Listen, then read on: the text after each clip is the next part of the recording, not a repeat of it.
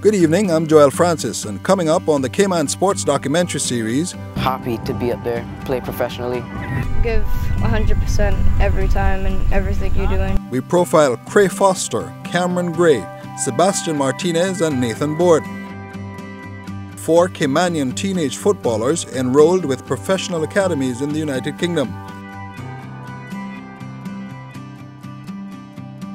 Coming up tonight in the Cayman Sports documentary series. Game time came, I just performed and I just did the best I could do and wasn't scared, wasn't nervous, and I just saw the people in the fans and I just did what I have to do. You know, if you don't give them the opportunity, are you going to sit back 10 years down the road and regret that you didn't give your child their dream to try and fulfill it? Nathan was very homesick. Every day he was, tears, we were in tears.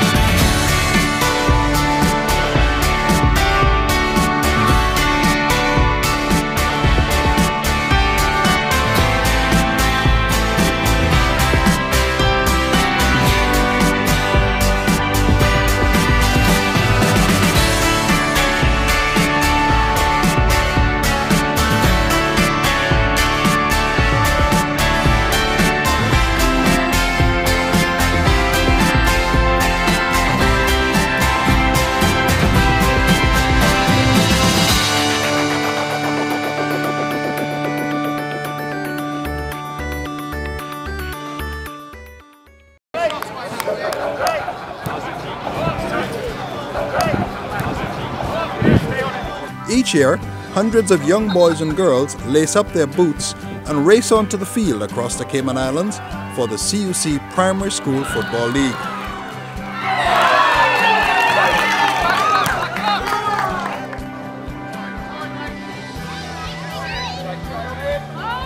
This is the factory from which our best youth talent shines for their schools each Saturday morning in front of adoring family members, teachers and coaches.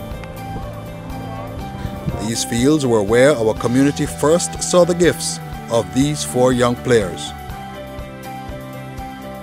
4 years ago, they all lined up on the same team on an overseas trip for their club. Now they are front runners in the race to get more Caymanian youth the chance to fulfill their sporting aspirations.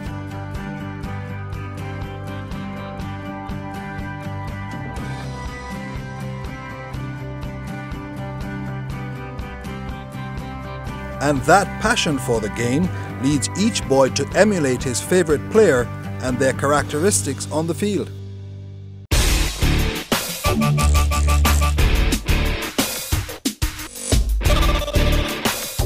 Cristiano Ronaldo. He has skills, speed, scores goals all the time. My favorite player is Iniesta. Stuff that he does on the field and the moves and stuff that he do is very inspirational, so I guess I follow him. And my other inspiration is probably Sebastian, a fellow Caymanian friend. He inspired everyone in Cayman, so he inspired me and another person as well, and I think he's the one that drives me to do what I do, and he's helped me to accomplish my goals because he accomplished his.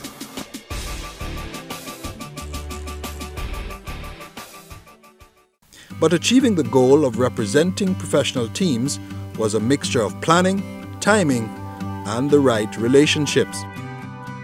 There's a lot of movement ahead of him, to both right and left. Here's Simpson. Lost control and then got it back again. Now Quinn. Trying to tease across forward. Mike. Tees up Simpson! And a clinical left foot shot gives Simpson his first goal for Manchester City. 2 years ago, Sebastian's father, Barry Martinez, struck up a friendship with former Jamaican international and Manchester City player Fitzroy Simpson. These days a talent scout, Simpson's desire to place Caribbean players in the right environment is almost matched by his list of contacts. This is the start of massive opportunity for Cayman talent, because I know it's here. But the coaching staff want to see players, more players. Simpson, along with local coaches and the West Bay Sports Foundation, linked a relationship focused on exporting talent. Inviting English club Swindon Town, Simpson had personal ties with for a visit to the island. Swindon's visit was made possible by a partnership among the West Bay Sports Foundation, the Cayman Islands government, and a wide range of private sector companies.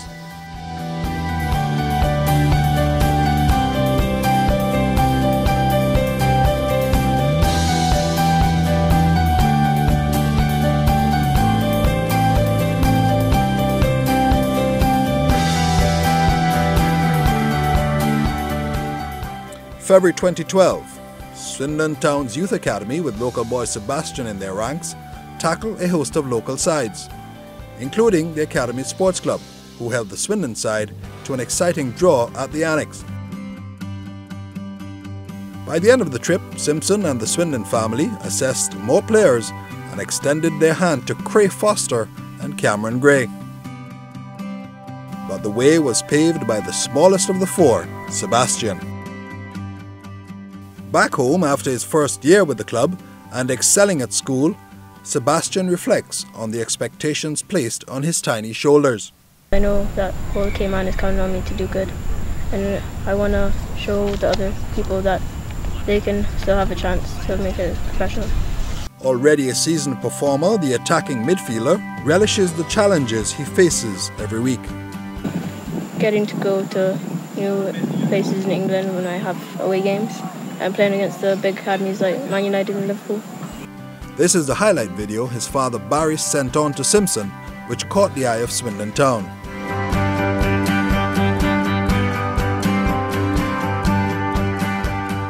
Leading to his first move and signing with the club.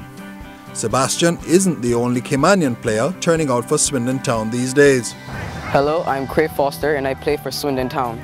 Striker Cray Foster has made a hot start to his tenure at the club, finding the back of the nets 8 times in 3 games for the under-13s. His selection came after some impressive training sessions in front of the visiting Swindon coaches. But he was still surprised when he got the call. I just stood still and just was like, my eyes were open and I was like smiling the whole way through. Just happy to be up there, even if it's cold, different, leaving my family and friends. Just happy to be up there, play professionally.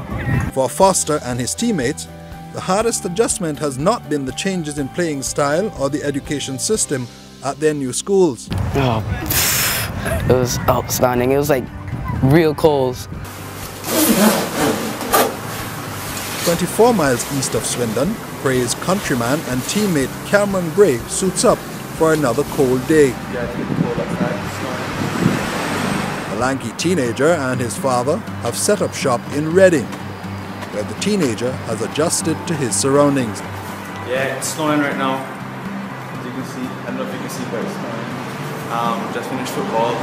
Wearing about 4 layers of clothes right here. With my gloves on. It's cold outside, but that's the sacrifice I have to make to become a footballer. Cameron and his family provide this inside look at his daily routine. For Cameron, his opportunity could have been missed if his parents had not relaxed on punishment and allowed him to play for the Academy Sports Club against Swindon. I was grounded, to be honest, and I personally begged my mom and my dad to let me play. I told them that this was a big opportunity and I could break away from the habitat and go to a bigger standard, and they were keen and they let me play the game, and I got about 3 or 2 training sessions, and game time came, I just performed and I just did the best I could do. From there, he went on to the powerhouses Chelsea for a tryout before settling at Reading. I'm off to school now. Further north in Yorkshire, Cameron's Academy Sports Club teammate Nathan Board flies the Caymanian flag at Sheffield Wednesday. Board caught the eye of Sheffield Wednesday and is signed to a development contract. They want me to develop more so I could get used to the playing style. He too has found adjusting difficult at times. but 3 words from his father Nicholas provides reassurance. See you soon. So I know that I'm soon going to be home seeing them. It is encouragement that keeps the players motivated. But what about the parents? Coming up, find out how the parents are managing separation and sacrifice after the break.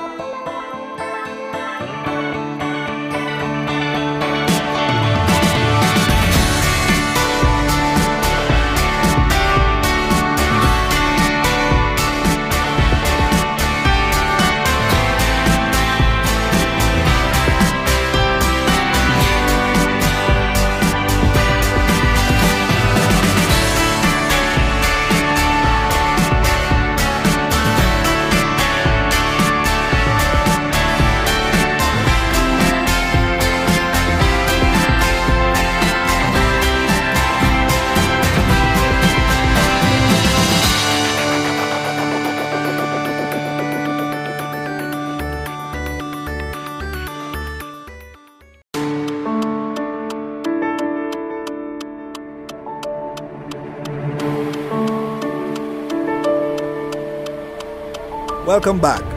For a player's family, learning of their selection to a professional academy brings unbridled joy. It can also provide a stinging dose of reality. It was extremely difficult initially. We obviously knew that Craig was always very talented, and this was his dream. When the opportunity arose, we thought, wow, you know, it's actually happening.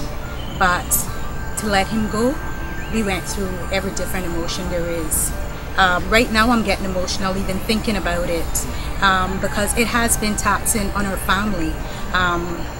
He has a 6-year-old brother that has been extremely difficult for him to adjust to Craig being gone. You know, I have been, for the past few months since Craig left in August, I haven't been feeling well. It's like I've been heartbroken. I can't explain it. It's been really difficult, I'll be honest, letting him go at such a young age. But it was something he always wanted, and I had to allow him to pursue that. So we supported him 100%. I cried for about 4 weeks and then some after the initial leaving, and I think with Cameron it happened so quickly. It felt so quickly to me. You know, one day he was at Chelsea, next day he was at Reading with the potential to go on to Tottenham. So it was just so fast. And, you know, it just, I think it moving fast sort of helped the process with it. But once he was there in Reading, it sort of sinked in. And I was alone without my son. And so it's been difficult, but at the same time, Cameron has matured, and he's an amazing in an amazing school, and you know, he's settled in quite well. This is for him. This is his dream. But you know, Nathan was very shy. We didn't know how he'll make out in boarding school, but it was leaving him in England in the boarding school. That Don't make me cry. That was the hardest thing we ever had to do.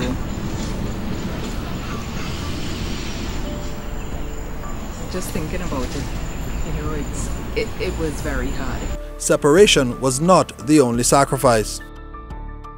Their son's selections brought about significant changes to the family's economic situations. Literally, it's another mortgage you take out. But you know, if you don't give them the opportunity, are you going to sit back 10 years down the road and regret that you didn't give your child their dream to try and fulfill it?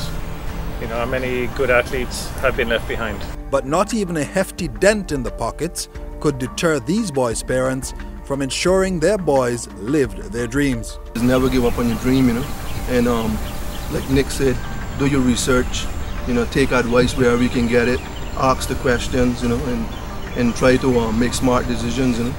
It's a tough road, and there's a tremendous amount of luck involved in it along the way, you know. You know, you can start out by going down one road, and halfway down that road you realize that this is not the correct way to go, you know. So yeah, a lot of it has to do with a little luck along the way. So it was a tremendous challenge. Never gone through it from using this route. Where do you begin?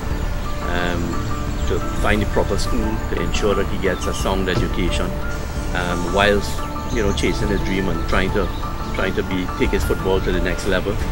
So research, tremendous amount of research, tremendous amount of liaising with people who know more than you about schooling, about football.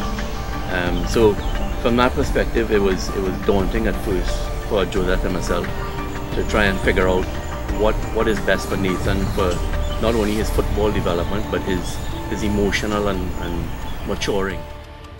In separation came support from Fitzroy Simpson, who has acted as a big brother and mentor to each player. Simpson has gone the extra mile for both parents and players.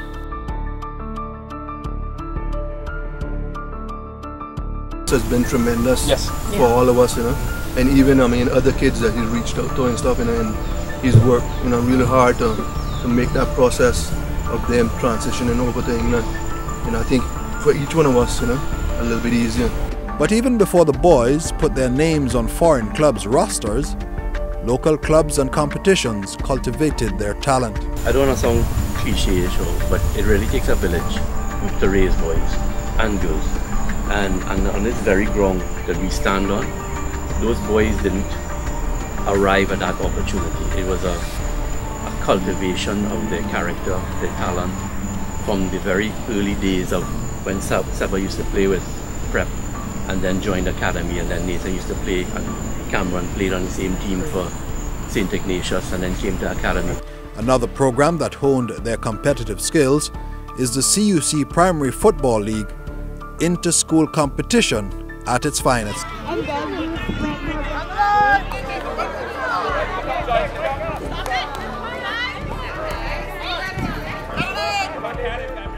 Neil Murray is the league's organizer, and on this day, a referee.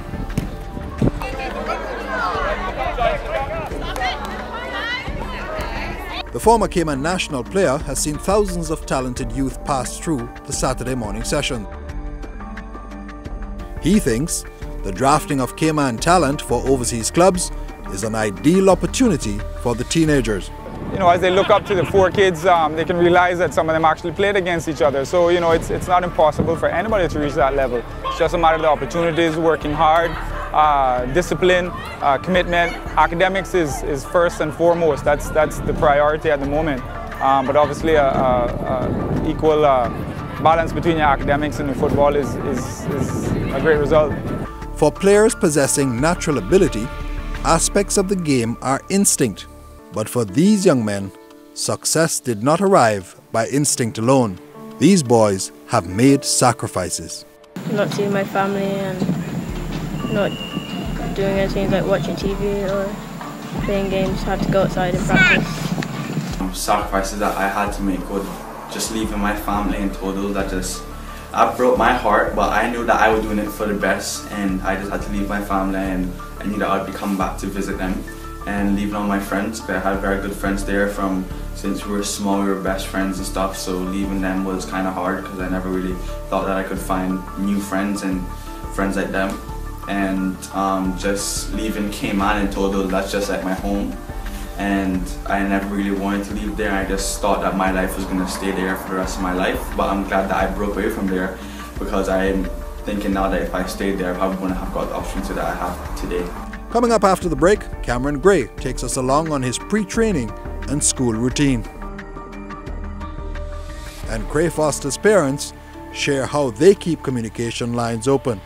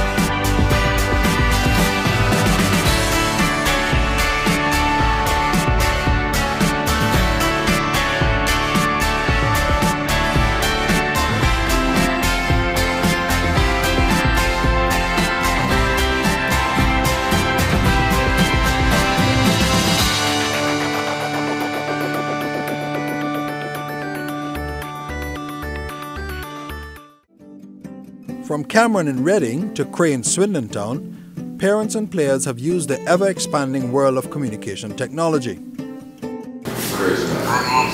Hey love, how are you? Pretty good.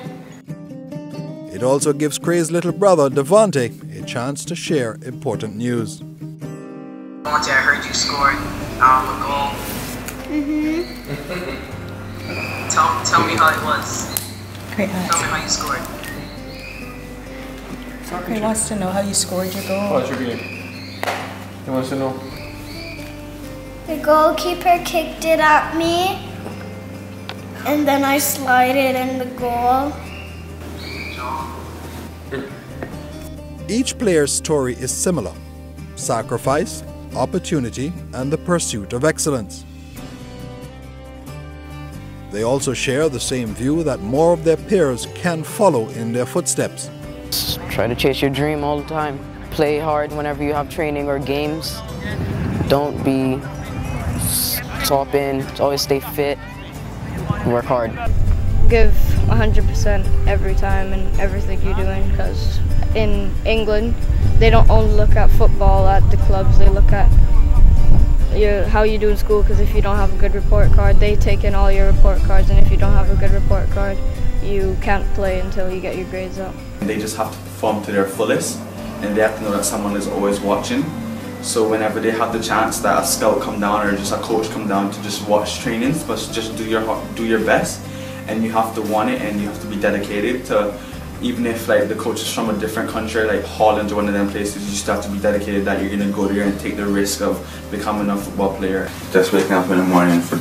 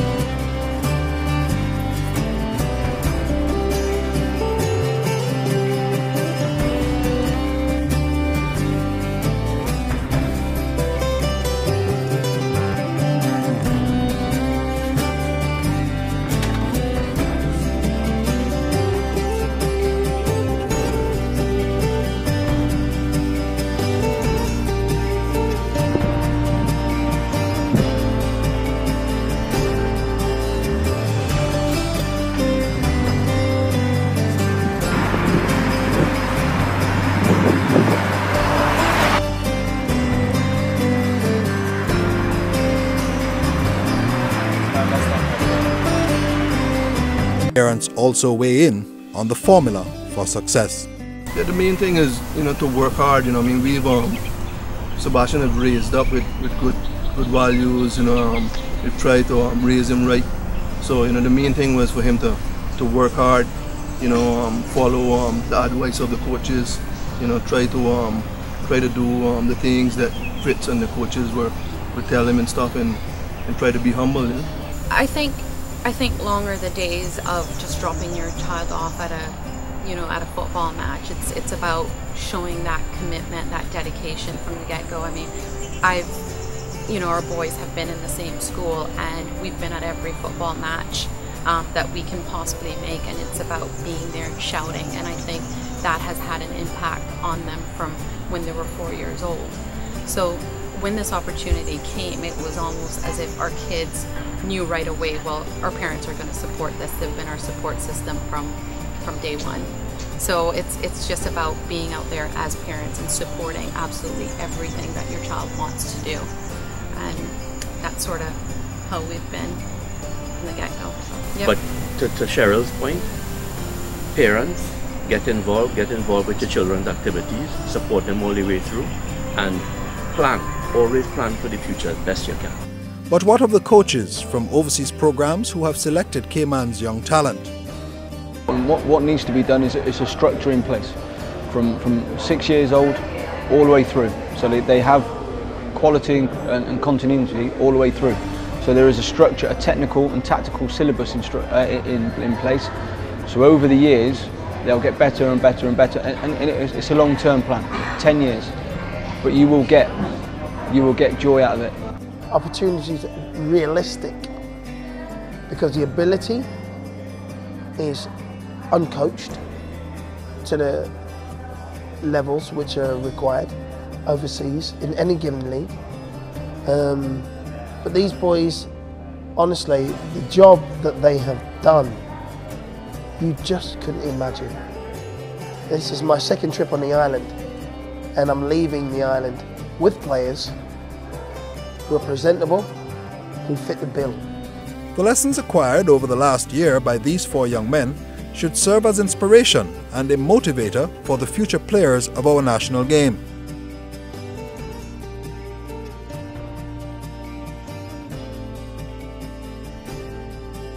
With these juniors and the host of others playing football for educational institutions overseas, Cayman football's golden years may be sooner than we think.